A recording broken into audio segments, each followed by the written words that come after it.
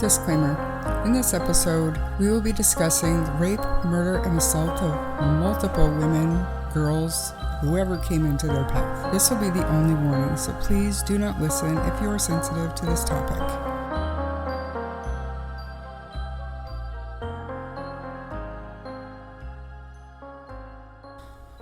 Welcome back to Fred and Rose Part 2. Nope. Part 2. Part 2. So we kind of walked through their upbringing. Obviously, there's already been 2 murders, Charmaine and her mother, Rena. And we're past the point where Rose is prostituting herself. They're in the address of 25 Cromwell Street, I believe it is. The infamous 25 Cromwell, yeah. Yep. And now we're going to get into the rest of it. When each of the West children reached the age of 7, they were assigned numerous daily chores to perform in the house. They were rarely allowed to socialize outside the household perimeters unless either of their parents were present and had to follow strict guidelines imposed by their parents, with severe punishment, almost always physical, being the penalty for not conforming to the household rules. The children feared being the recipients of violence from their parents, the vast majority inflicted by Rose and only occasionally by Fred. The violence was sometimes irrational, indiscreet, or just inflicted for Rose's gratification. She always took great care not to mark the children's faces or hands in these assaults. Firstly, Heather, and subsequently her younger brother, Stephen, born 1973, ran away from home.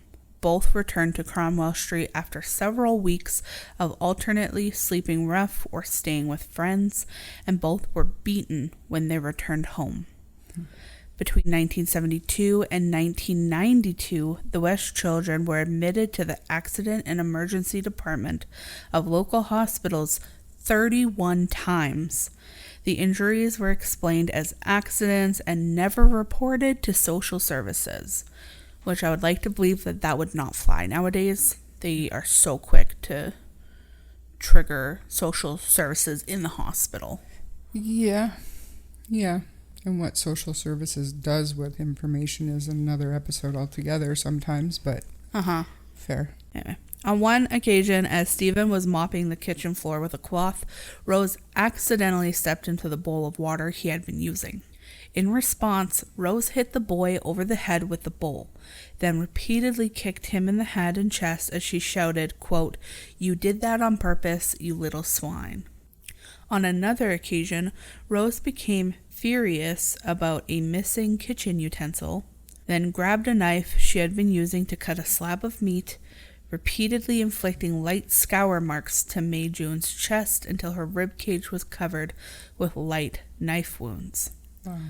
All the while, May screamed, "No, Mum, no, Mum." As Stephen and Heather stood by, they helplessly sobbed. Even Fred occasionally became the recipient of his wife's violence.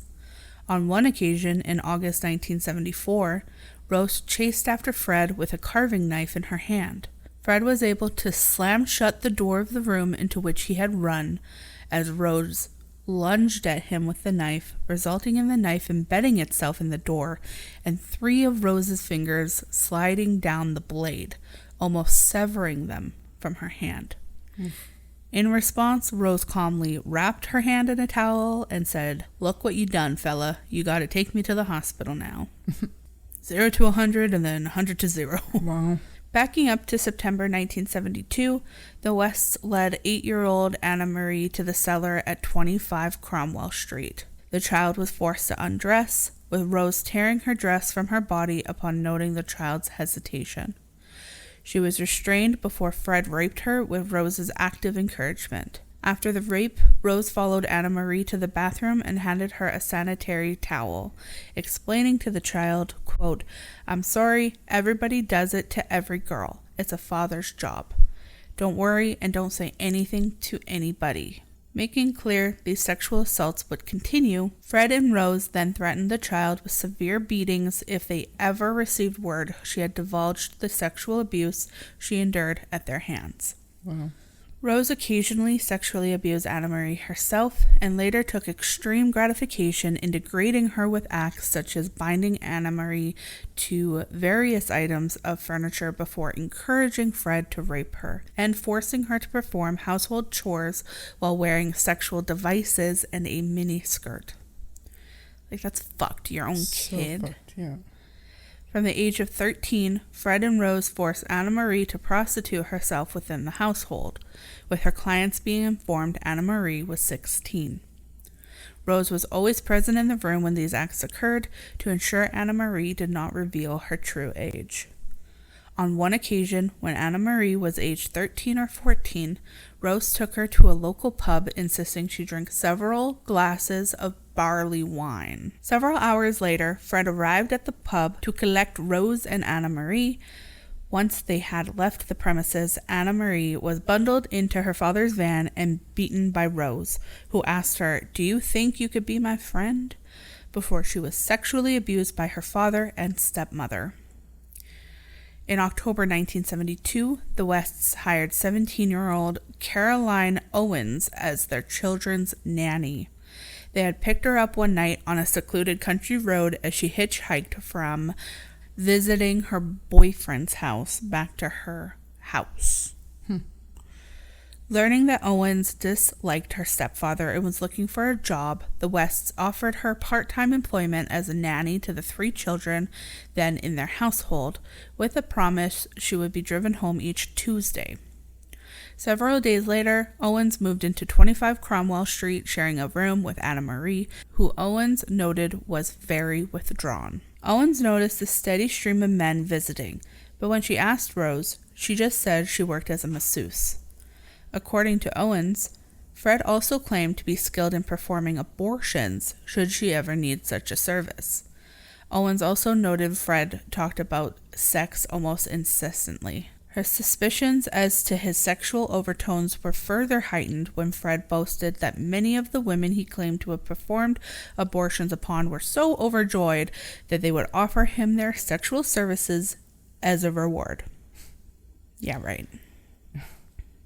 It's so fucking ridiculous. Ridiculous and far-fetched. Mm-hmm. When Owens herself became the recipient of the West's overt sexual advances, she announced her intentions to leave Cromwell Street and return home. Knowing Owens's habits of hitchhiking along the A40, is that, like, who knows how they say their highways, you know, but the A40, the West formulated a plan to abduct her for their shared gratification. Fred later admitted that the specific intent of this abduction was the rape and likely murder of Owens, and that his initial incentive was to determine whether his wife would be willing to at least assist him in an abduction. So kind of feeling out if Rose was into being a complete evil piece of shit, which I feel like she already proved herself in that manner, but oh well. On December 6, 1972, the couple lured Owens into their vehicle with an apology for their conduct and the offer of a lift home. Initially, Owens believed the Wests had been sincere in their apologies to her and obliged, believing she had simply mistaken their earlier intentions. Rose joined her in the back seat with the explanation she wanted to have a girls' chat as Fred drove. Shortly thereafter, Rose began to fondle her as Fred questioned whether she had had sex with her boyfriend that evening. When Owens began to protest, Fred stopped the car, referred to Owens as a bitch, and punched her into unconsciousness before he and Rose bound and gagged her with a scarf and duct tape. In her subsequent statement to police, Owens stated that at Cromwell Street, she was giving a drugged cup of tea to drink, then again gagged and subjected to a prolonged sexual assault from Fred and Rose. At one stage, Fred remarked that Owens' clitoris was unusual, then lashed her genitals with a leather belt. When Owens screamed, Rose again smothered her with a pillow and further restrained her around the neck before performing oral sex on her. Quickly realizing the gravity of her situation, Owens ceased resisting their sexual assaults. The following morning, one of the children knocked on the door to the room that Owens was being restrained in. Owens screamed, hoping that help was on the other side of the door. Fred heard Owens' screaming and threatened that he and his wife would keep her locked up in the cellar and allow his, quote, black friends to abuse her, and that when they had finished, he would bury her body beneath the paving stones of Gloucester. Fred then claimed he had killed hundreds of young girls, adding that Owens had primarily been brought to the house for Rose's pleasure. He and Rose then calmly asked Owens whether she would consider returning to work as their nanny. Seeing her escape avenue, Owens agreed and vacuumed the house to indicate her belief in becoming an extended member of the family. Later that day, Owens escaped from a coin laundry facility that she and Rose had entered and returned home. Although initially too ashamed to divulge to her mother what had happened, when her mother noted the welts, bruises, and exposed tissues on her daughter's body, Owens burst into tears and confided what had happened. Owens' mother immediately reported her daughter's ordeal to the police, and the Wests were arrested and charged with assault. They were also charged with indecent assault, actual bodily harm, and rape. The case was tried on January 12, 1973, but by this date, Owens had decided she could not face the ordeal of testifying in court. All charges pertaining to her sexual abuse were dropped, and the Wests agreed to plead guilty to the reduced charges of indecent assault and causing actual bodily harm. Each of them was fined £50, and the couple were allowed to walk free from court. Unbelievable. Horrible. When Owens heard this news, she attempted to kill herself. 3 months after the Wests' assault trial, the couple committed their first known murder together. The victim was a 19-year-old named Linda Gow, with whom Fred and Rose became acquainted through a male lodger in early 1973.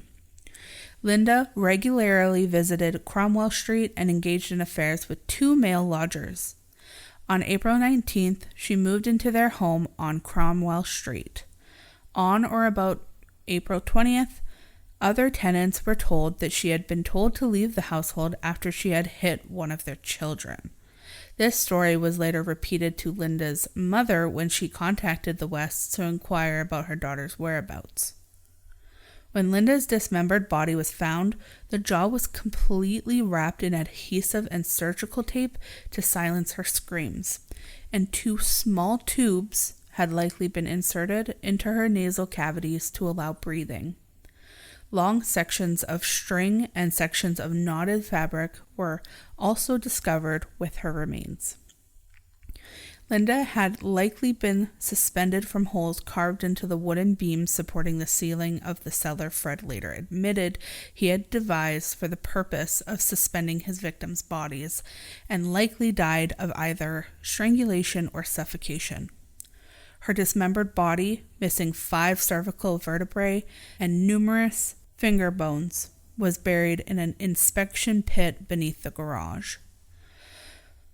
From their later investigations, police and forensic experts concluded all the victims found in the cellar at 25 Cromwell Street had been murdered in this location, and that, like Linda, each had been dismembered in this location. 5 victims were murdered and buried in the cellar at Cromwell Street between November 1973 and April 1975. So that's multiple per year. The first of these victims, 15-year-old Carol Ann Cooper, was abducted on November 10, 1973. Carol Ann lived in the Pines Children's Home in Worcester. Children's Home in Worcester. I can't say it. Worcestershire. In Worcester. And lived in the Pines Children's Home in Worcester. Worcester. Please, somebody help me. I think if you think of how a Britain person would say it. How would they say it?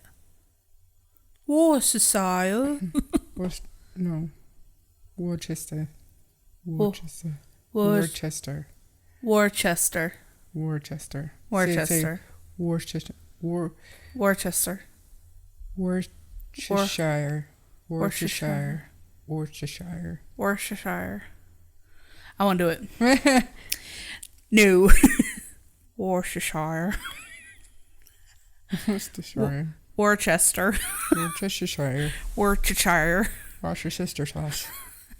And was abducted after spending the evening at a cinema with her boyfriend. There you go. I'm just going to leave it all in there. Mm-hmm. Honestly.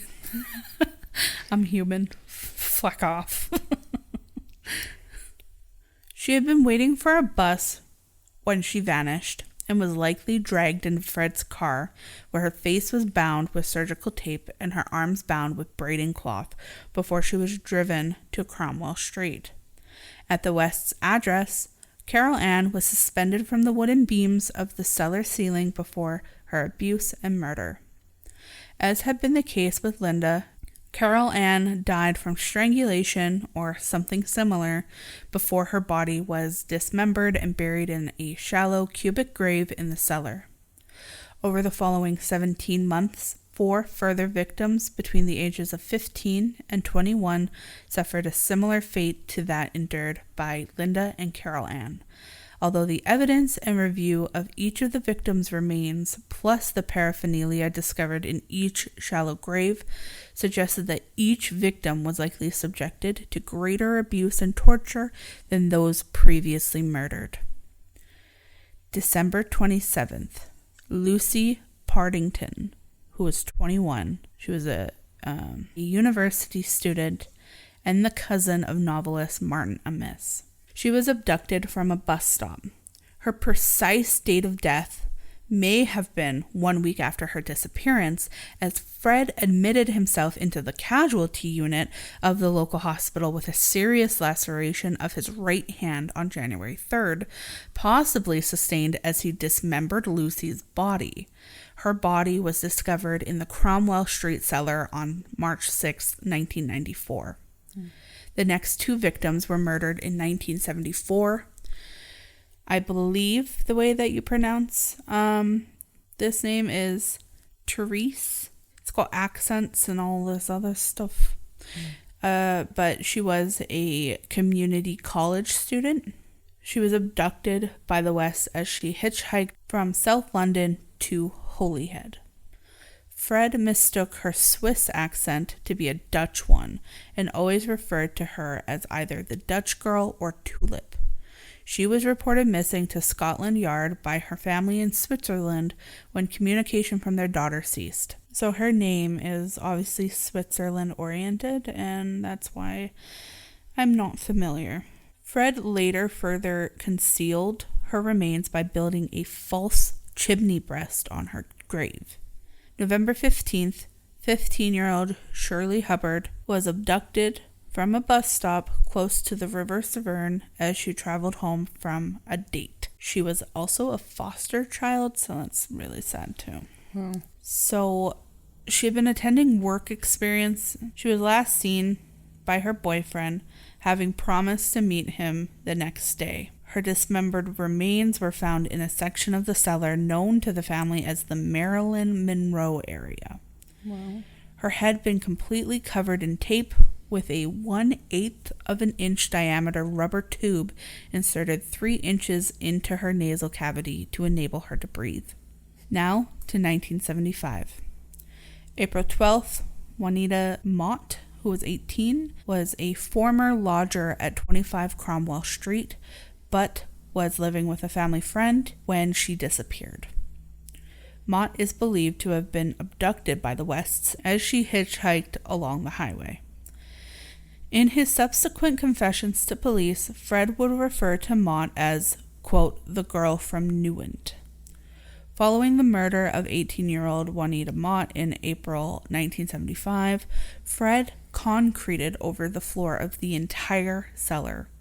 He later converted this section of the household into a bedroom for his oldest children, and he and his wife are not known to have committed any further murders until May 1978. So, like, I'm guessing they had, like, a conversation where they're like, let's concrete it and try to start, like, not killing people. Like, that's what I think, anyway. Maybe, because, I mean, from what I understand, the kids would be, like, locked in the basement. They would play down there. And, like, it would stink really badly. But that was kind of, like, where the kids were locked while... Well, that's where they would abuse them and stuff, too. Yeah. And it was, like, it was getting pretty rank smelling down there. Gross. So. Gross. Fucked. Yeah.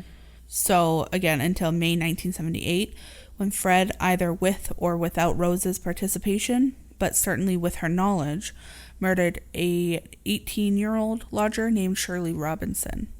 Shirley had first met Fred at the Green Lantern Cafe in April of 1977 and had taken lodgings with the Wests the same month.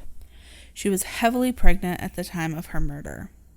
Although Rose, herself pregnant at the time, initially boasted to neighbors the child Shirley was carrying was her husband's, she soon developed a deep resentment of Shirley, and the motive for her murder is likely to have been the removal of a threat to the stability of the Wests' relationship. Her body was buried in the garden of 25 Cromwell Street. It was extensively dismembered, but no restraining devices were found with these remains, making a sexual motive for this murder unlikely. The unborn baby had been removed and had several bones missing. Shortly thereafter, Rose unsuccessfully submitted a claim for maternity benefit in Robinson's name with social services. As had earlier been the case with Charmaine and Linda, Fred and Rose dealt with the suspicions of anyone who asked about Shirley's whereabouts by claiming she had relocated to live with her father in West Germany. The final murder Fred and Rose are known to have committed with a definite sexual motive occurred on August 5th, 1979. The victim was 16-year-old Allison Chambers, who had run away from a local children's home to become the West's live-in nanny in the middle of 1979. Allison is believed to have lived within their household for several weeks before her murder, and Rose promised Allison she could live at a rural, peaceful farm she claimed she and her husband owned. Her body was also buried in the garden of Cromwell Street, close to the bathroom wall, and although Allison was likely dismembered, her skeleton was not marked as the earlier victims' bodies had been. When it came to the concerns from Allison's family, with whom she maintained regular correspondence, Fred and Rose later sent a letter written by Allison to her mother prior to her murder from one of the post boxes. Heather and Mae West became the focus of Fred's incestuous sexual abuse after Anna Marie ran away from home in 1979 after enduring a particularly severe beating from Rose to her stomach just days after being discharged from hospital for treatment of an ectopic pregnancy. The frequency of the abuse endured by Heather and Mae increased when both girls reached puberty. Fred was overt and unapologetic in his conduct and would justify his actions with the simple explanation, quote, "I made you, I can do what I like with you." He further referred to his intentions to impregnate both his daughters on at least one occasion and would occasionally force all his children to watch pornography with him. As Heather, Mae, and their younger brother, Stephen, were very close in age, the trio resolved that if their father asked either of the two girls to be alone in a room with him, they would only do so if at least one other member of the trio were present to avoid either girl being raped. Both girls also developed a regime where they would only shower or undress when their father was either out of the house or as her sister stood guard at the door. Stephen was also informed by his father that he would have to have sex with his mother by the age of 17 or else he'd be kicked out, or worse.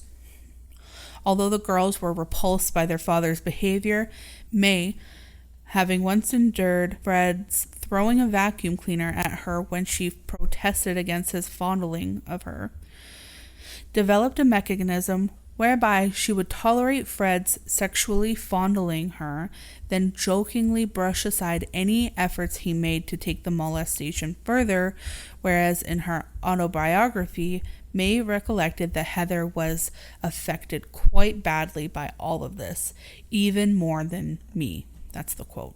Mm-hmm. A strong suspicion remains that by 1985 or 1986, Heather had been forced to engage in intercourse with her father, as by the mid-1980s, she developed classic symptoms of the distress felt by victims of child abuse.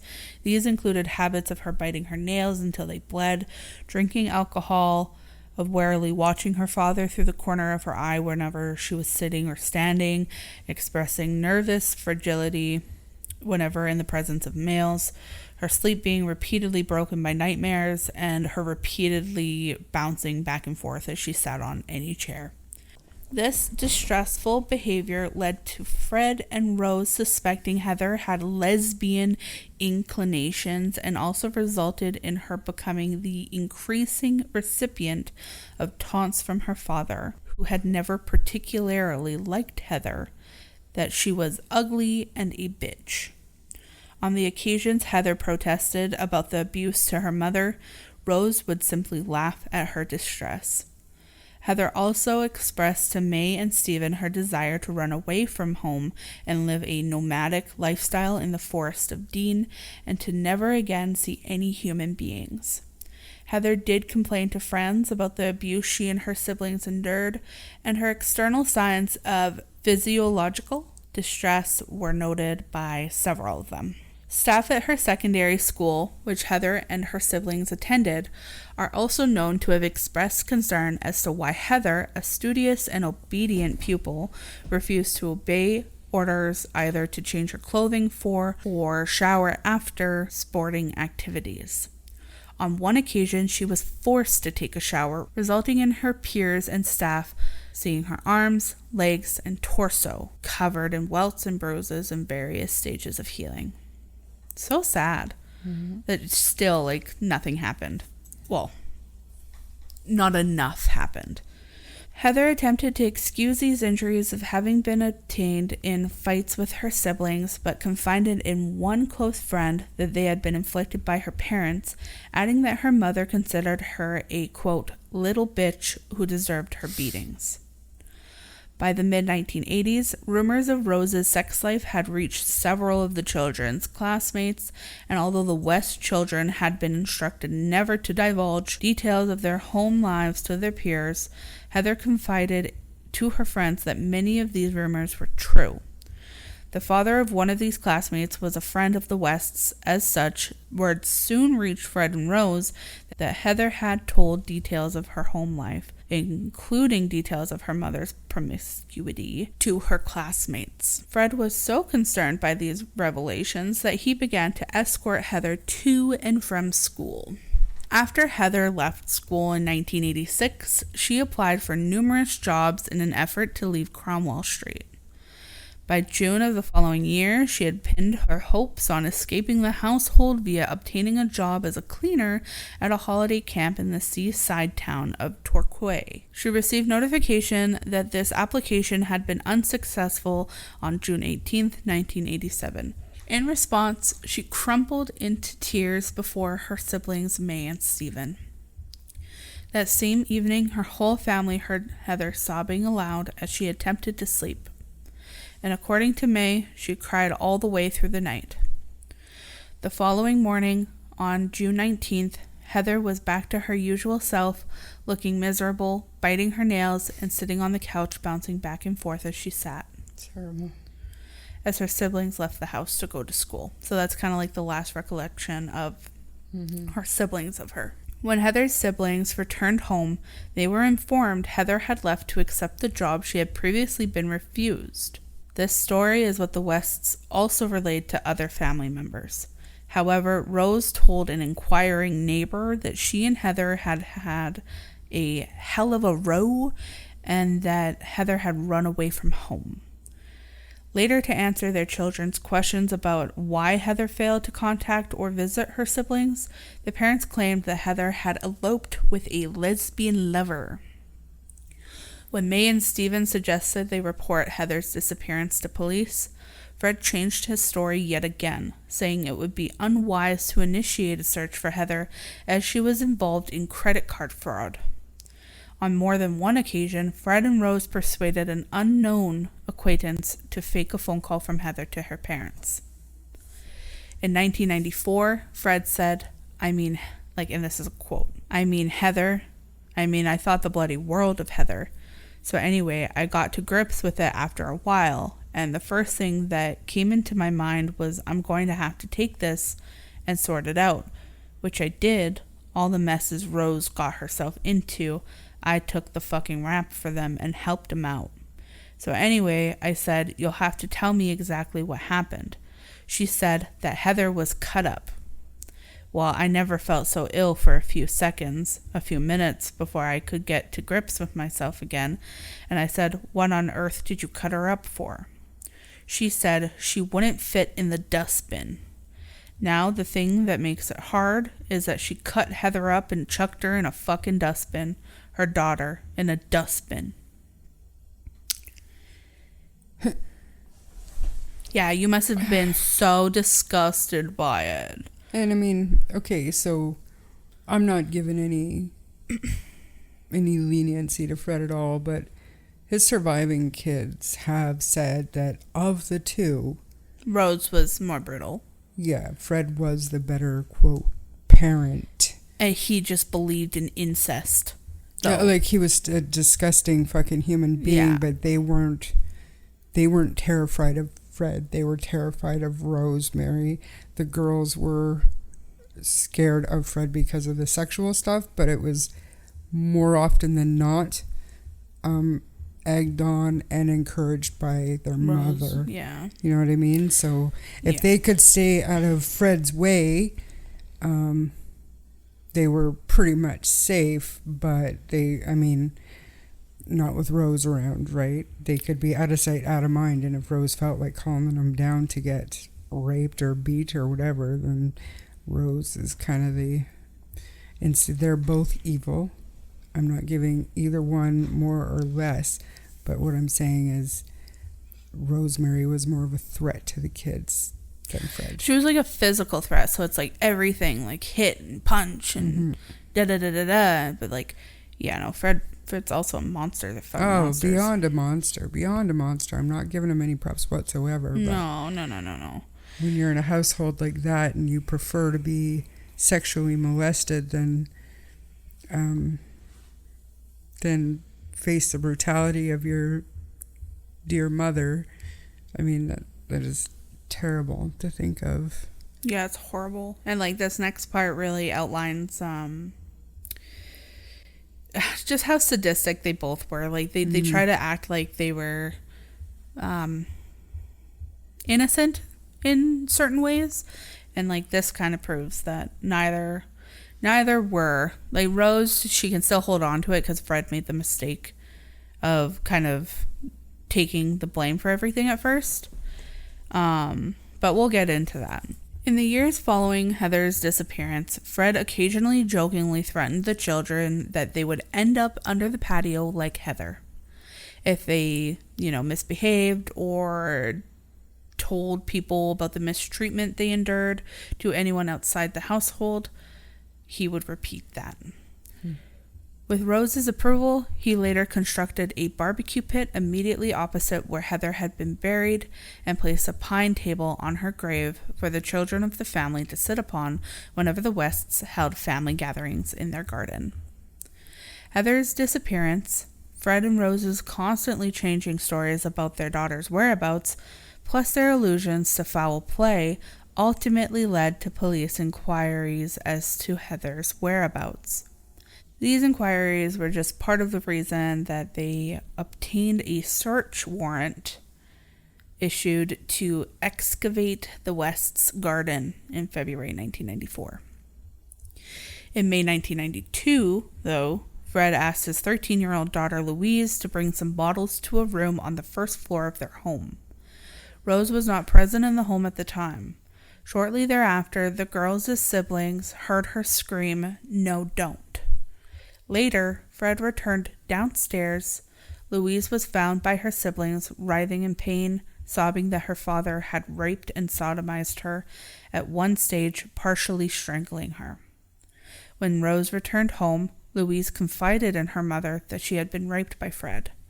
Rose replied, "Oh well, you were asking for it." Over the following weeks, Louise was raped on 3 further occasions, with Rose personally witnessing one of these rapes before following her distressed and bleeding daughter into the bathroom and asking the child, "Well, what did you expect?" Fred also filmed one of these rapes. Several weeks later, Louise garnered the courage to confide in a close friend what her father had done. This friend told her own mother what had happened on August 4th.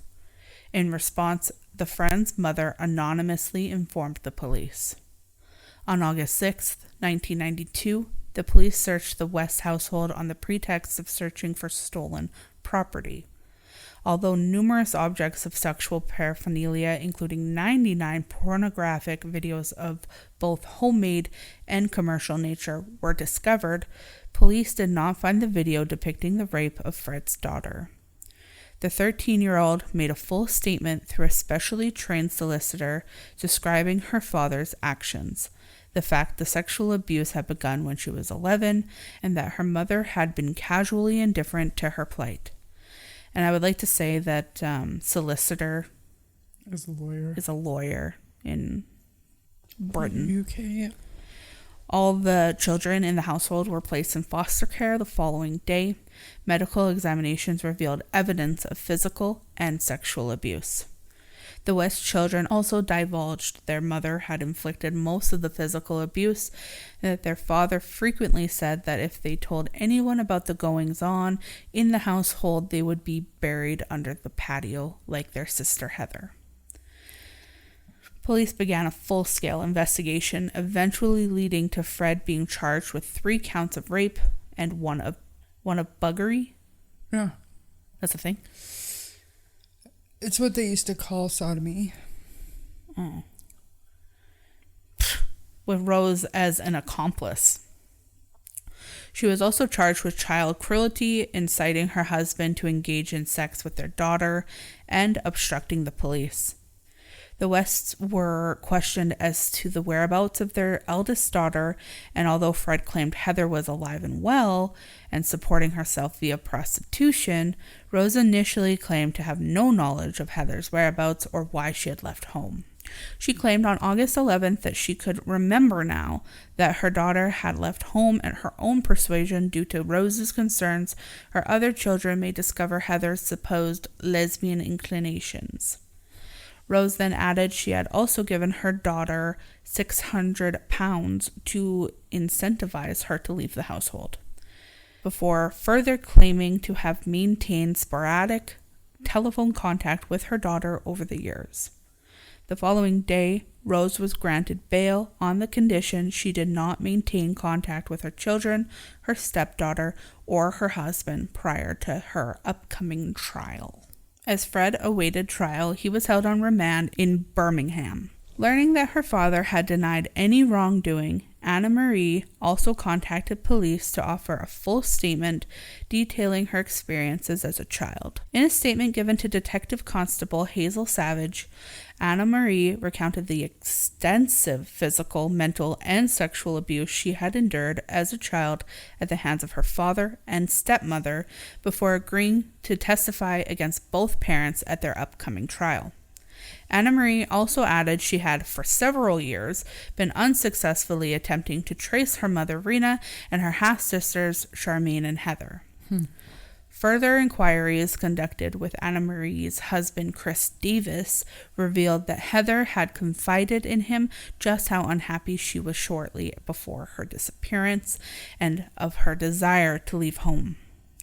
Davis elaborated that although Heather had not told him any details about enduring any sexual abuse, he had been so concerned for her welfare he had offered to confront her parents, and Heather had dissuaded him from doing so, blurting, "For Christ's sake, don't," because they'll kill us both.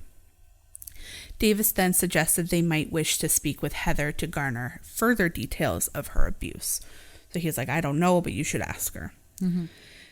In their efforts to gain further evidence, police and social services also spoke with May, who, having spoken with her 13-year-old sister and learned Louise did not wish to see her father charged, initially denied she had endured any molestation as an adolescent. So Louise kind of changed her mind, probably through fear, and her siblings wanted to support her. Police then focused their attentions on tracing Heather in efforts to corroborate Anna Marie's claims of sexual abuse, but inquiries to the Inland Revenue and the Social Security Department held no records attesting to her being alive. 2 months later, Social Services also contacted police to stress their concern over the whereabouts of Heather. This case against the Wests collapsed when Anna Marie and her 13-year-old half-sister Louise declined to testify at the court case on June 7, 1993, with the child rape victim expressing her desire to return to her family and Anna Marie choosing to withdraw her statement because of her noting the misery of her younger siblings and her fear of Rose's vindictiveness. Shortly thereafter, Anna Marie spoke further with D.C. Savage, further emphasizing that her mother Rena and half-sister Charmaine were also missing. So I thought that was pretty interesting because, they looked at them. They seen the abuse. They seen the sexual abuse. Yeah. And that still wasn't enough. No. Their case crumbled, even though they already had statements and evidence. Physical evidence. Back then, though, that's fucking stupid. Yeah. No, it is, absolutely. And the fact that they can have 2 missing kids and an ex-wife that nobody looks for, nobody questions. I mean, it's all very... Oh, kids don't want to talk anymore. Throw them back in. Throw them back in the lion's den. Well, yeah. Whatever. It's sad. Absolutely pathetic case. So pathetic. So horrible. Although the Wests were acquitted of all charges, all their younger children remained in foster care, albeit with permitted supervised visitations to Cromwell Street. Despite the Wests claiming to the few relatives from whom they were not already estranged by 1993 that the charges had been fabricated by police, almost all of their remaining family members severed contact with them. Meanwhile, police continued to investigate the disappearance of Heather, noting no records existed indicating she was still alive. When Anna Marie was questioned as to the family joke regarding Heather being buried beneath the patio, she confirmed that the sole time she had heard her father recite this claim, he had immediately burst into laughter, leading to her refusing to take this claim seriously. In retracing Fred's history, police also discovered that although Rena and Charmaine had disappeared in 1971, no missing person report had ever been filed on either of them. D.C. Savage and her colleagues were convinced Heather was dead, and that Fred's repeated statement to his children that her body lay beneath the family patio might be true. On February 23, 1994, police successfully applied for a search warrant authorizing the search of 25 Cromwell Street to locate Heather's remains. When police visited the address on February 24th and showed the warrant to Rose, she turned pale before becoming hysterical and shouting over her shoulder to her eldest son, Stephen, "Get Fred!" Rose became contradictory in her informal questioning as to the circumstances surrounding Heather's disappearance. When reminded of these contradictions, she became distraught and abusive, shouting at the officers, quote, "I can't fucking remember. It's a bloody long time ago. What do you think I am, a bloody computer?" Fred had been working in another town at the time, and upon hearing of the police's intentions, he assured Stephen he would be home immediately. When Fred arrived 3 hours later, he informed his family of his intention to voluntarily offer a witness statement to police regarding his daughter's whereabouts. Despite Fred's insistence in this statement that Heather had been alive and well, albeit involved in a drugs cartel, and that the claims he and his wife had made as to Heather being buried beneath the family patio were simply rubbish, police refused to buy it. In response, Fred abruptly changed tactics, claiming they simply held a grudge against him due to his 1993 acquittal of the rape of his daughter. That evening, with the search team having left their premises and a uniformed officer remaining at Cromwell Street to guard the excavation site, May and Stephen observed their parents talking in hushed tones as they repeatedly glanced towards the garden from their kitchen window.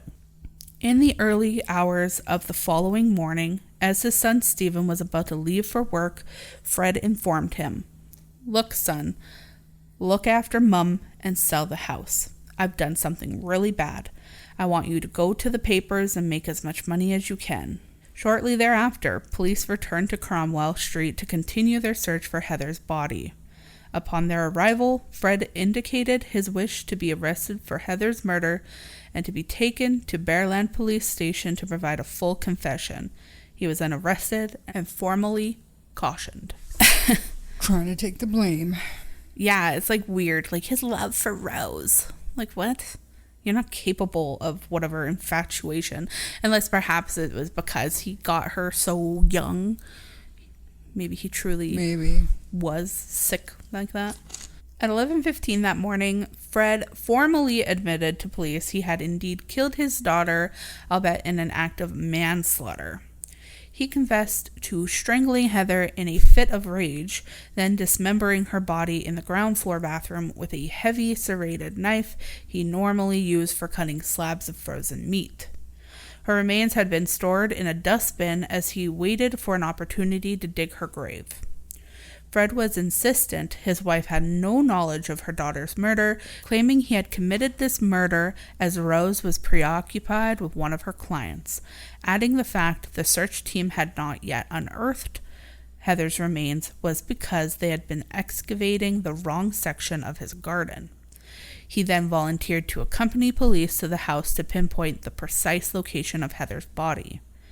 Upon receipt of this confession, Fred's lawyers Howard Ogden and Janet Leach informed May and Stephen their father had confessed to their sister's murder. In response, Stephen slumped against a wall and began sobbing. May entered a state of shock before stammering that her father had not killed her sister. The following day, February 26th, police began excavating the section of the garden at Cromwell Street where Fred indicated he had buried his daughter's body. Shortly after 4 p.m., police found a human thigh bone protruding from a section of the garden Fred had insisted police need not look in. Excavating the section of the garden where Fred had indicated he had buried his daughter's body, investigators discovered a mass of jumbled human remains encased in the remnants of a bin bag and intertwined with 2 lengths of rope. These dismembered remains were taken to the police headquarters for further examination, where they were determined to be those of a young woman. 1 kneecap and several finger and toe bones were missing. The victim's fingernails were discovered in a pile, suggesting they may have been torn from her fingers as a means of torture. Several hours later, the body was identified via dental records as being that of Heather West.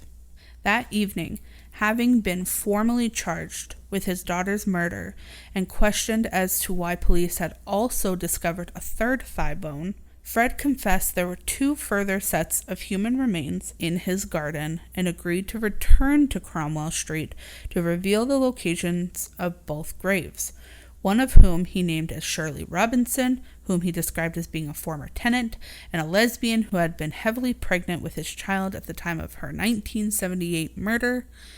The other victim he described incorrectly as being Shirley's mate, but either could not or would not elaborate as to her identity. Both sets of remains were discovered on February 28th, and Fred was charged with both murders 2 days later. Having discovered 3 sets of human remains in the garden, a decision was made to thoroughly search the entire property. Thank God. Imagine if they were like, well, got what we needed. Yeah. Bye. Rose was placed into a safe house in the nearby town of Dursley as police commenced their search inside 25 Cromwell Street. Informed of this fact, with the formal interviews conducted by the investigative team lasting up to 16 hours each day and including a persistent questioning as to the whereabouts of his first wife Rena and stepdaughter Charmaine, Fred authorized his lawyer to pass a note he had written to the leader of the murder investigation, Superintendent John Bennett. This note, dated March 4th, read, quote, I, Frederick West, authorized my solicitor, Howard Ogden, to advise Superintendent Bennett that I wish to admit a further approx 9 killings, expressly Charmaine, Rena, Linda, and others to be identified. Wow. F. West. Questioned further as to his claims, Fred calmly explained there were a further 5 bodies buried in his cellar and a 6th body beneath the ground floor bathroom. Most of these victims, Fred claimed, had been hitchhikers or girls he had murdered in the 1970s after picking them up at bus stops. Initially, Fred claimed these 6 victims had been killed when they had threatened to inform Rose of his infidelity with women and that he had transported their bodies to Cromwell Street to abuse, dismember, and then bury in shallow graves. The dismemberment, Fred claimed, had made it easier to bury the remains in shallow, cubical graves, and he agreed to return to Cromwell Street to indicate precisely where he had buried each victim. Wow.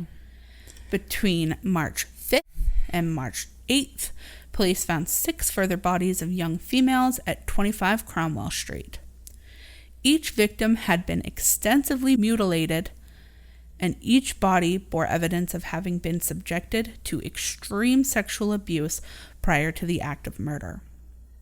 For example, the 3rd set of remains discovered in the cellar was found with a length of cloth wrapped around the skull and an oval of adhesive tape 16 inches in circumference found with the remains had likely been used to gag his victim, whose ankles and wrists were also bound with a large section of rope.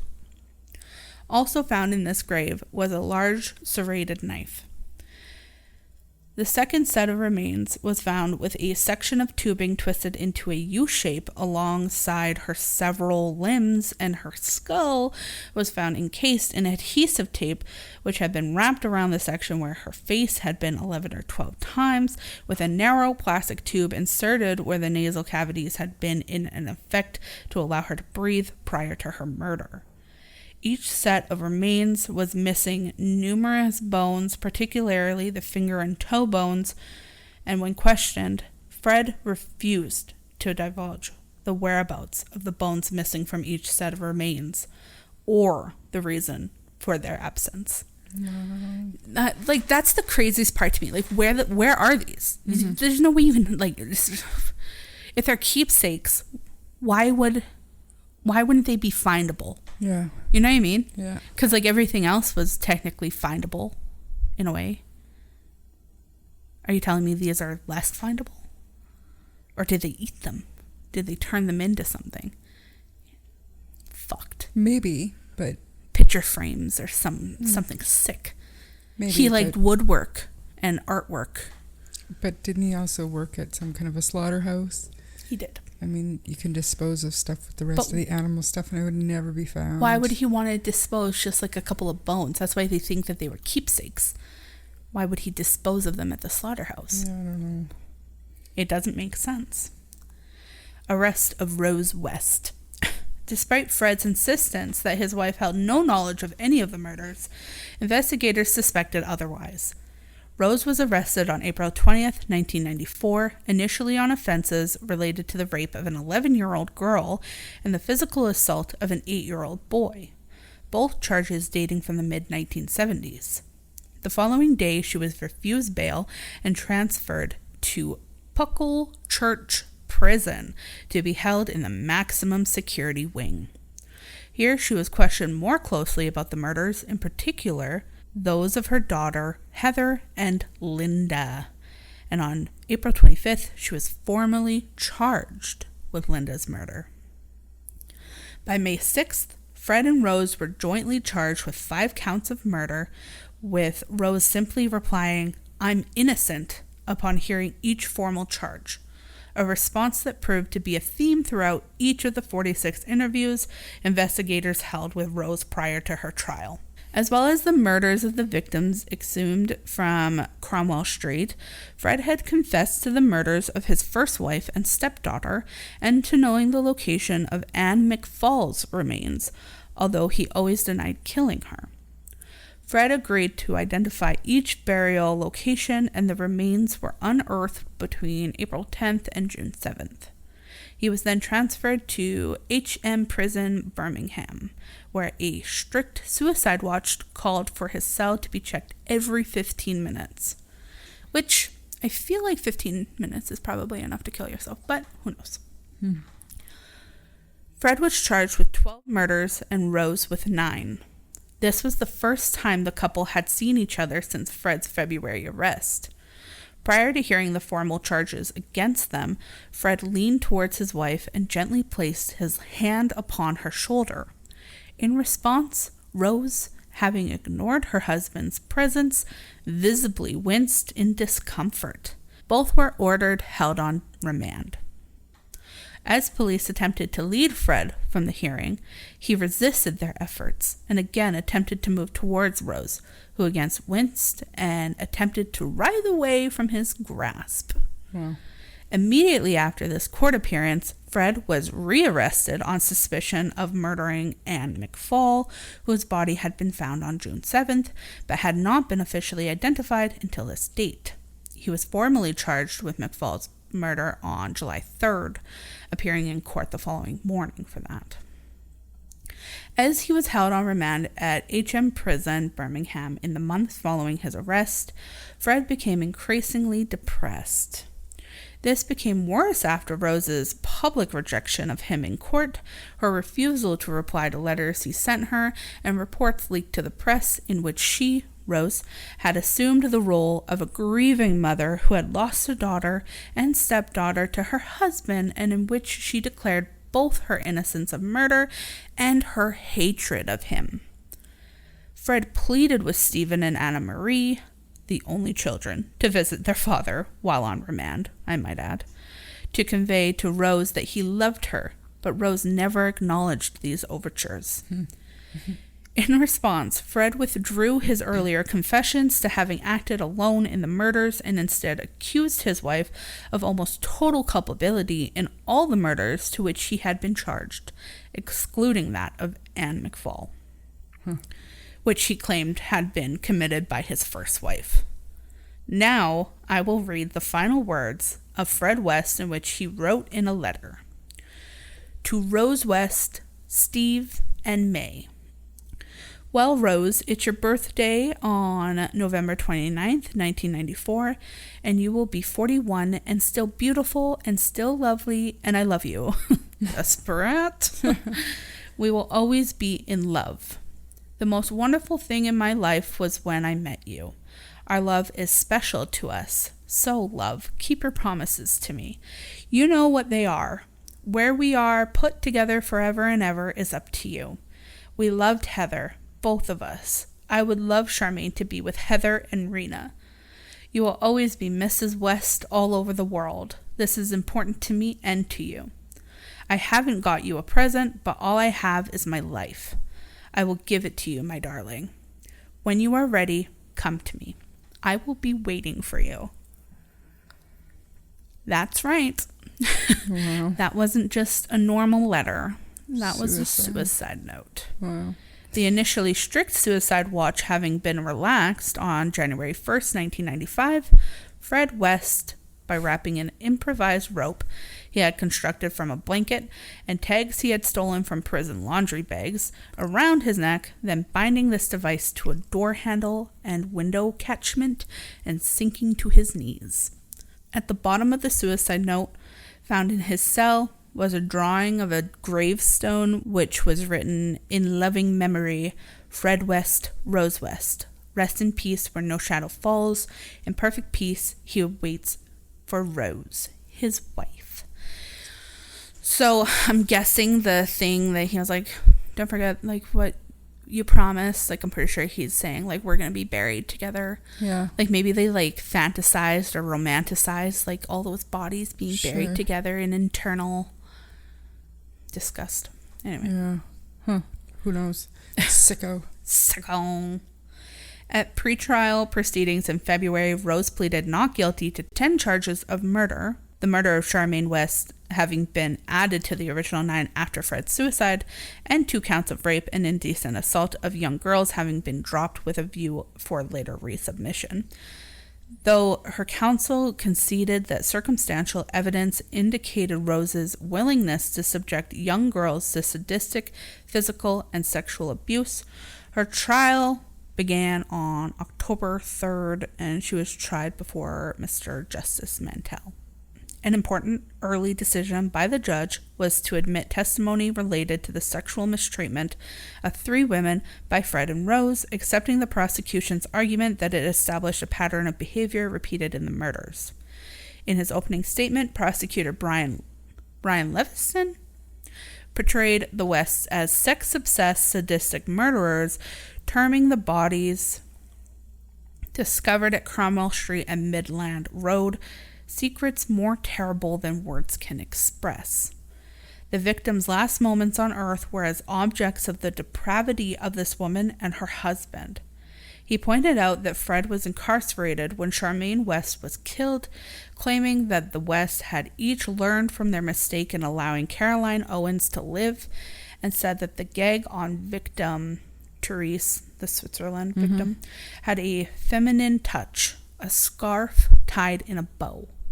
He promised to demonstrate Rose's controlling and sexually sadistic character and her efforts to deflect suspicion about the disappearance of their victims. Prosecution witnesses included Cromwell Street lodgers, victims' relatives, Rose's mother Daisy and sister Glennies, and surviving victims including Anna Marie West, Catherine Halliday, which was a former lover of the Wests, so like both of them. Yeah. Like fuck them both, I guess. Yeah. Caroline Owens, and a Miss A who had been sexually assaulted at 14 by Fred and Rose in 1977. And that person also actually described Rose as being the more aggressive of the 2 perpetrators in that instance. Yeah. Neighbors described Charmaine's 1971 disappearance while Fred was imprisoned, and Rose's casual indifference to Heather's disappearance. Ferguson emphasized that Fred, before meeting Rose, had committed at least 1 murder strikingly similar to those at issue in the present trial. So Ferguson is the defense testimony, kind of the lawyer. So this is his testimony. Right. So he's saying Fred, already did this before even meeting Rose. So Rose didn't do this. It's all been Fred. Mm-hmm. So he urged the jury to not be prejudiced. Against the advice of her counsel, Rose herself testified her manner sometimes morose and tearful, sometimes upbeat and humorous. She wept while describing herself as a victim of child abuse and rape who naively married a violent and domineering man, but joked about issues such as her always being pregnant and laughed while describing one victim's grandfather glasses. She also claimed never to have met 6 of the victims buried at Cromwell Street and to recall very little of her assault on Caroline Owens.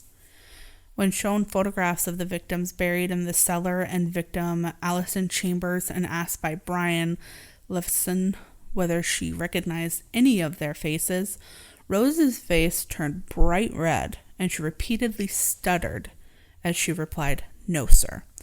So do you recognize this person? No, sir. Do you recognize? Liar. Recognize. When questioned as to life at Cromwell Street, Rose claimed she and Fred had lived separate lives, which was inconsistent with the earlier testimony of witnesses who had visited or lodged at their address. In reference in her relationship with her eldest child, Rose admitted her relations with Heather were strained before claiming to the court that her daughter was a lesbian who had physically and psychologically abused her siblings. Despite these allegations, Rose stated she had loved her daughter and had no knowledge of her murder. Further questioned as to the contradictory explanations she and her husband had given as to Heather's disappearance, Rose claimed these discrepancies had stemmed from telephone conversations she had had with Heather after she had left home.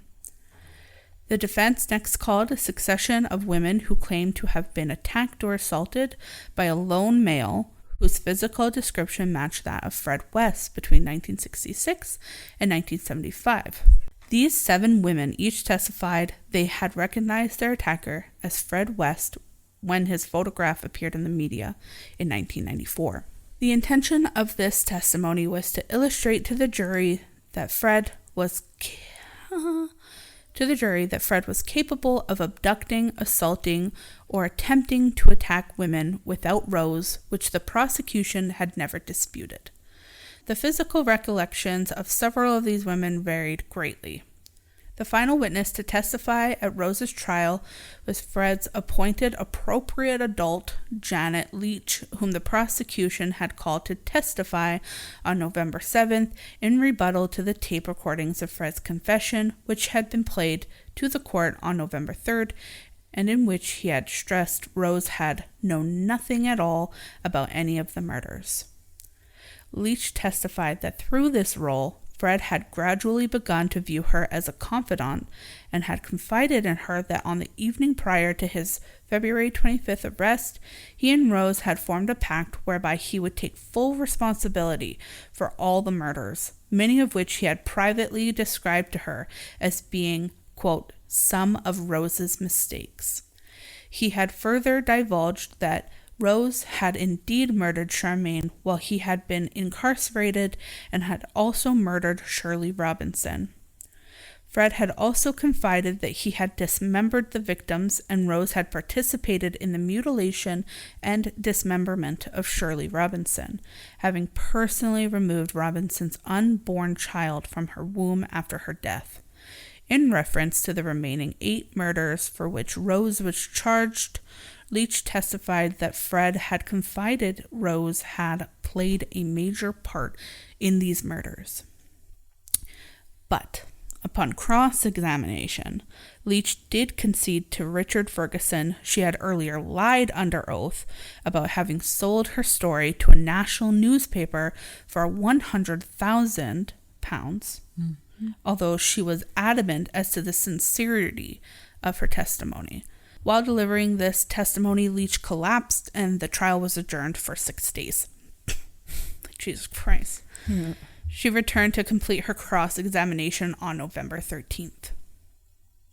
After 7 weeks of evidence, the judge instructed the jury, emphasizing that circumstantial evidence can be sufficient for a finding of guilt, and that if 2 people take part in a murder, the law considers them equally guilty regardless of which of them did the deed. On November 22nd, the jury returned unanimous guilty verdicts for all 10 murders, terming her crimes appalling and depraved. Mr. Justice Mantell sentenced Rosemary to life in prison, emphasizing that she should never be paroled. Initially, Rose was incarcerated at HMP Bronzefield as a Category A prisoner, but she was later transferred to HM Prison Low Newton before, in 2019, being transferred to HM Prison New Hall. So that's where she is currently, and she continues to state that she's innocent. Mm-hmm. The duo's second son, Barry, died of a suspected overdose in 2021. After 30 years in jail, Rose West is still pleading total innocence of every sickening, depraved crime she and her husband, Fred, committed. Mm-hmm.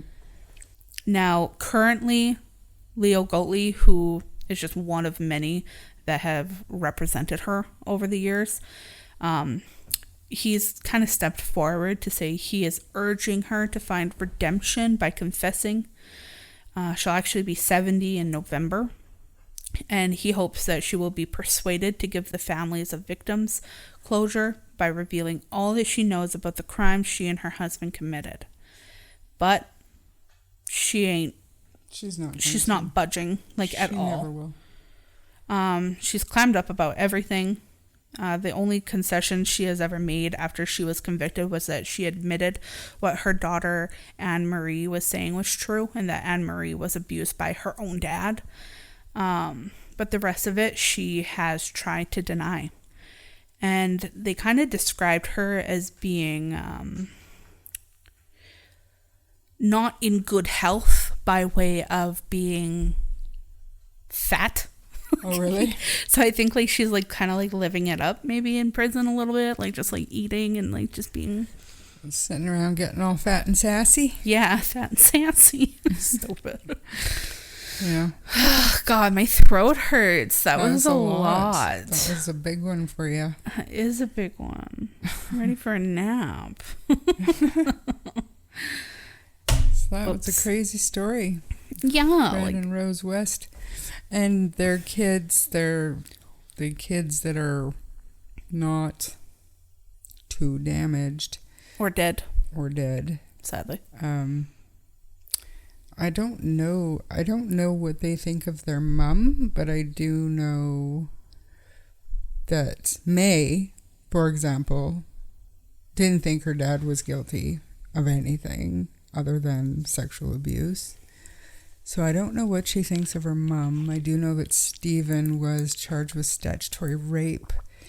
He was in some kind of a relationship with a 14-year-old that was consensual, but it's still... You can't do that when you're... 14-year-olds can't consent. Right. So... unless to somebody of similar age. 14 years old or so. But no, so, that just kind of shows you the trickle-down effect, I guess, of abuse and trauma and all the terrible things that can happen to kids in these environments. It wouldn't surprise me one bit if one of those kids turned out to be a killer themselves. After everything that they were exposed to. Well, I don't think that they were exposed to the murders. So, I don't see that trickling down, but the sexual abuse, all of that, I totally... But it's the sexual abuse and the physical abuse and mental abuse that kind of makes you devoid of empathy and capable of hurting other people without remorse. Yeah. And that's kind of how... It's like if they already have the seed, then all of that can definitely make it grow. Yeah. But I really don't think that everybody's born with the seed. No. That's why you see people who go through the worst things and come out, maybe not on top. They're still struggling every day, but they're not taking it out on people. Yeah. They're internalizing it. For sure. But the people with the seed, they're can't beat them, join them. That's right. But that's it. That's the last of that one. Kick it into the fireplace. Kick that book. Yeah, it should be the end of it, unless one of the victims, surviving victims or whatever, reach out and maybe they want to say something different or give their piece to it. Or maybe she'll give a full confession on her deathbed or something. We'll let you know. But for now, I think that's going to be it. If you enjoyed this episode, please subscribe to the podcast and share it with your friends. If you don't mind giving us a 5-star rating, it'll help our show grow. You can also find us on Facebook, TikTok, and Twitter at True Crime Story Podcast, where the discussion can continue. If you wish to contact us, you may do so via email, truecrimestorypod@gmail.com, or on Facebook Messenger. Remember to send in your podcast episodes, case suggestions, or story requests. Head over to Patreon or buy us a coffee to support the show. Thank you so much for listening, and thank you for supporting the show. And peace out. I'm Bree. And I'm Sharon. And we'll see you in the next chapter. Bye.